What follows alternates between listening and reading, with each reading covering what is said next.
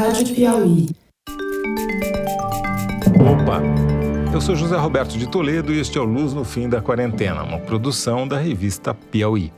Infectamos o canal do Foro de Teresina para discutir pesquisas científicas que ajudam a atravessar o túnel em que a pandemia nos meteu. Nem tudo que vem à luz é boa notícia, mas as más notícias também podem iluminar o caminho. A tradicional revista Lancet publicou no seu site estudo assinado por meia centena de cientistas brasileiros sobre a reação do sistema imunológico humano à variante P1 do SARS-CoV-2, a chamada variante de Manaus. Os pesquisadores são da USP, da Unicamp, da Universidade de Oxford e do Imperial College London, entre outras instituições. O que eles fizeram? Eles compararam a eficácia dos anticorpos presentes no sangue de quem já teve Covid quando expostos, primeiro à versão original do vírus e depois quando expostos à nova variante. E fizeram a mesma coisa com o soro extraído de pessoas vacinadas com a Coronavac. Os resultados da variante 1 e da variante 2 foram muito diferentes. A eficácia dos anticorpos contra a variante P1 é bem menor, quando não inexistente. Essa pesquisa é pioneira e mostra a necessidade de estudos ainda maiores para confirmar ou não esses resultados. Fernando Reinach explica por que isso tem que ser feito e por que tem que ser feito logo.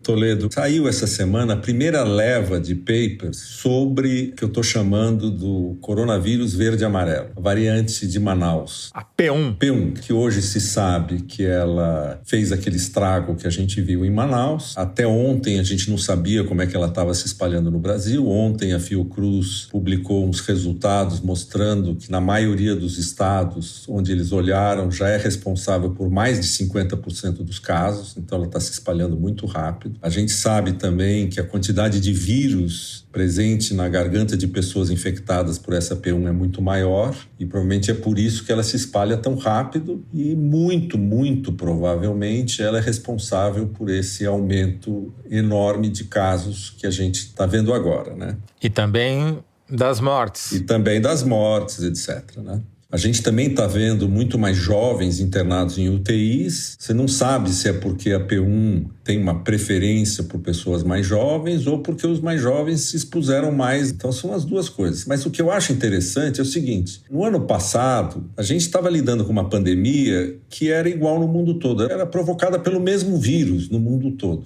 Descobriram não sei o quê na Alemanha. Aí a gente conversava aqui sobre aquilo e provavelmente é a mesma coisa no Brasil. Quando descobriram isso na Itália, provavelmente é a mesma coisa no Brasil. Que apesar do Brasil ser uma população diferente, ter um clima diferente, o vírus era idêntico. Agora, com essas variantes, por exemplo, o primeiro caso foi na Inglaterra. Tem a variante inglesa, que é diferente da variante original, ou chamada variante de Kent. Ela tem características diferentes. Ela se espalha muito mais rápido. E os ingleses trataram de estudar essa variante porque ela estava se tornando majoritária e dominante na Inglaterra, no Reino Unido. E, portanto, eles tomaram medidas de distanciamento social muito mais rígidas na Inglaterra por causa que a variante espalha mais rápido. Aqui no Brasil, agora nós estamos lidando com uma variante chamada P1, que é uma variante que está na beira de dominar o Brasil. Ela apareceu em outros países, outros países estão apavorados, não estão deixando ir brasileiro para lá, estão tentando não deixar essa variante chegar lá e falar, essa variante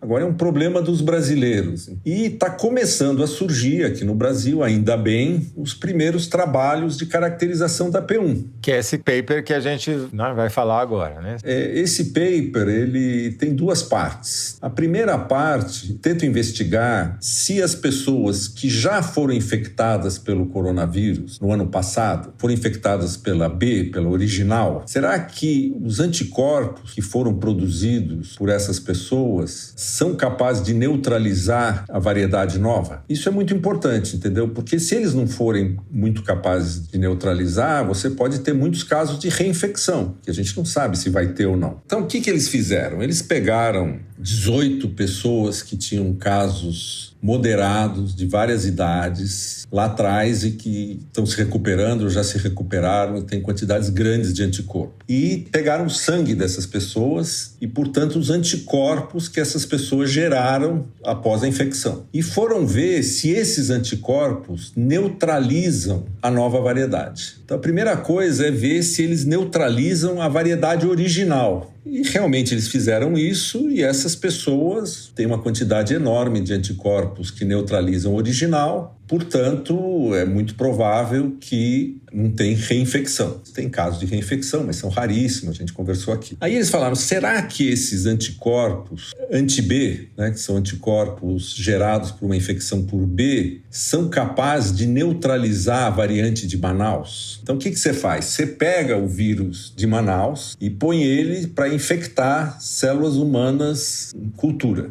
numa plaquinha. E se você colocar qualquer coronavírus nessa plaquinha, ele mata todas as células. Aí você coloca primeiro o soro dessas pessoas convalescentes e vê que se você usar o vírus original, tem o bloqueio. Então, protege, né? Você ter sido infectado, protege você da variedade antiga. Aí depois eles puseram o vírus P, que é o vírus de Manaus. E observaram que ainda tem proteção. Quem foi infectado antes tem anticorpos neutralizantes contra a cepa de Manaus. Como eu já disse, eu já tive. E estou contando com os meus anticorpos para combater a P1 também. E eu posso, Fernando, no mesmo nível de eficiência, assim, para bloquear P1 quanto tem para o B original? Não, essa é a diferença. Eles têm menos capacidade de neutralizar a variante de Manaus. Ou seja, eles bloqueiam a entrada, mas não bloqueiam tão bem quanto eles bloqueiam a entrada do coronavírus original. Qual é a conclusão? Quão menos? Eles têm 1/6. Isso não quer dizer que 1 em cada 6 convalescentes do vírus tipo B vão pegar a variante P1 se tiverem em contato com ela. Não é por aí, né? Não é por aí. Isso é um ensaio. É uma das características do sistema imune, são a presença desses anticorpos neutralizantes. E o fato de você ter menos anticorpos neutralizantes contra a variedade de Manaus, se você for infectado pelo vírus antigo, original, pode refletir na prática um pequeno número de reinfecções ou pode gerar nenhuma reinfecção. Tá? Isso só vai ser medido na prática mesmo, mas o fato é que se você foi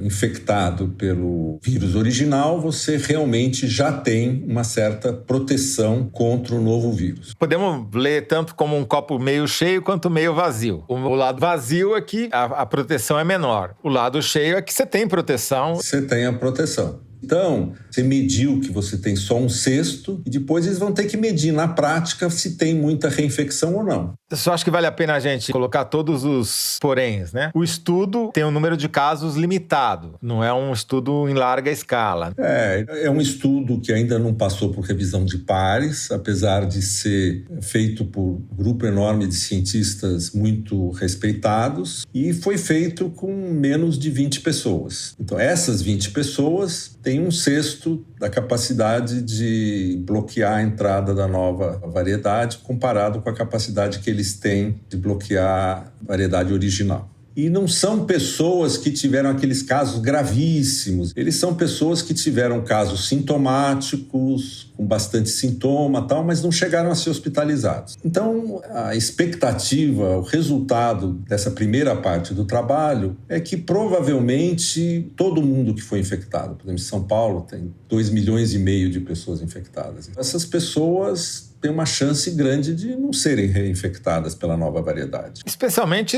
se elas evitarem o convívio social intenso, se elas usarem máscara. Exatamente. Mas como a gente não tem certeza se elas vão ser reinfectadas, você deve continuar usando máscara e evitando o convívio social, até essas coisas ficarem bem claras. Daqui 1-2 meses, a gente vai saber, com certeza, se a variedade de Manaus reinfecta quem foi infectado ou não. Então essa é a primeira parte do estudo. Essa primeira parte, ela foi feita com soros, lembra, de pessoas que foram infectadas pela variedade original. A segunda parte do estudo foi feita com soros de pessoas que participaram do clinical trial da Coronavac, da fase 3. Ou elas eram placebo, ou elas receberam a vacina. Isso são 8 pessoas que participaram do clinical trial da Coronavac, receberam 2 doses da Coronavac meses atrás, ou seja, são o teu típico vacinado pela Coronavac. Enquanto o representante dos infectados pela variedade original chama Toledo, o representante dos vacinados pela Coronavac chama Fernando, que hoje eu tomei minha segunda dose. Aí eles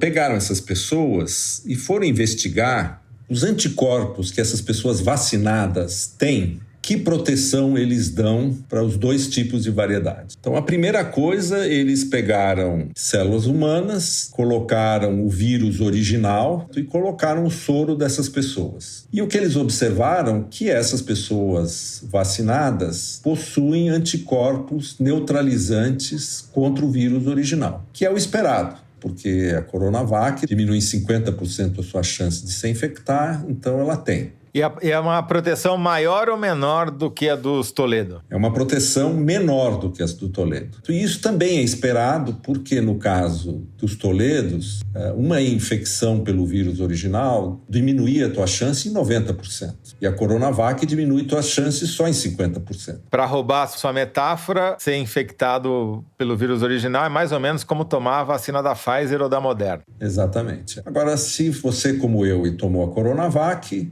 você diminui em 50% a tua chance de ser infectado pela variedade original e você vê que você tem anticorpos capazes de fazer isso, em quantidade menor do que se você foi infectado, mas você tem. Então, até aí, tudo normal. Bom, agora, qual é a má notícia? É que se você usar, em vez do vírus original, se usar a variedade P1, que é a variedade de Manaus, e colocar os anticorpos das pessoas vacinadas, ou seja, dos Fernandos, não protege contra a variedade de Manaus. Ou seja, nenhuma das 8 pessoas tinha anticorpos capazes de impedir a variedade nova de entrar nas células. Isso é uma parte da resposta imune, né? Tem a resposta via célula T, isso é um indicador. Tá, não é necessariamente verdade, então, deixar isso bem claro, que os vacinados com a Coronavac estejam totalmente vulneráveis à variável P1. É um indicativo de que podem estar.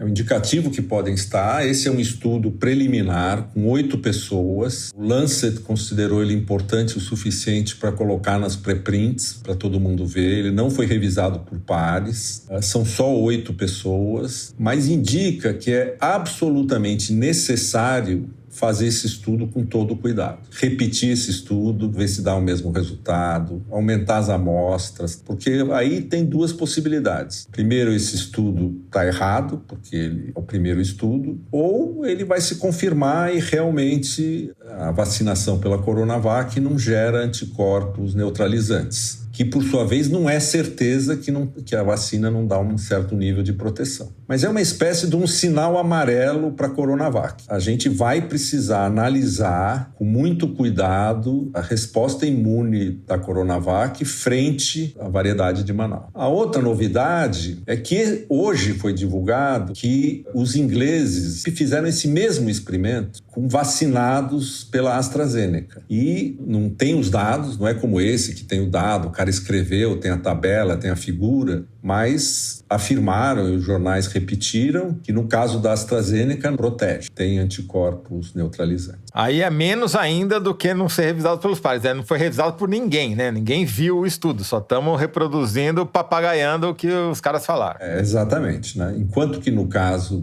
desse estudo, não, eles escreveram com todas as letras isso, as tabelas estão lá, são só 8 pessoas, a gente tem que entender as limitações, mas é um resultado muito importante, né? Agora nós temos um vírus brasileiro e ele precisa ser estudado pelos cientistas brasileiros, como já começou a ser, vide esse primeiro paper. Agora, qual que é o próximo passo? É um estudo imunológico, um estudo epidemiológico? Vão ser 2 estudos. Vai ter um estudo epidemiológico. O mais importante é aquela cidade que está sendo toda imunizada no interior de São Paulo. A gente vai ver se as pessoas que estão tomando a Coronavac vão ser infectadas ou não. E você tem que repetir esse estudo mesmo, entendeu? Da quantidade de anticorpos neutralizantes nas pessoas vacinadas. Se tudo isso se repetir e as pessoas vacinadas começarem a ser infectadas, aí a gente vai descobrir que, infelizmente, a Coronavac talvez não funcione contra essa nova variedade. E é por isso mesmo que a Anvisa deu uma licença provisória. Ela falou, olha, nós não temos certeza que funciona contra tudo, que é perfeito. Tem muita coisa para ser feito, inclusive esses estudos imunológicos. antibióticos contra variedades, etc. Então, o lado bom disso é o seguinte, que a gente tem uma variedade brasileira agora que virou uma espécie de um problema nosso. Não dá mais para eu chegar aqui para você e falar assim, olha, tem um estudo interessante sobre a variedade que está acontecendo na Califórnia. Olha como isso vai ser igual no Brasil. Com agravante, né, Fernando? Quer dizer, como o Brasil está lento na vacinação, a população é muito grande e a gente está vivendo o pior momento da epidemia em número de mortes, pelo menos, a chance de haver novas mutações no Brasil não é pequena, né?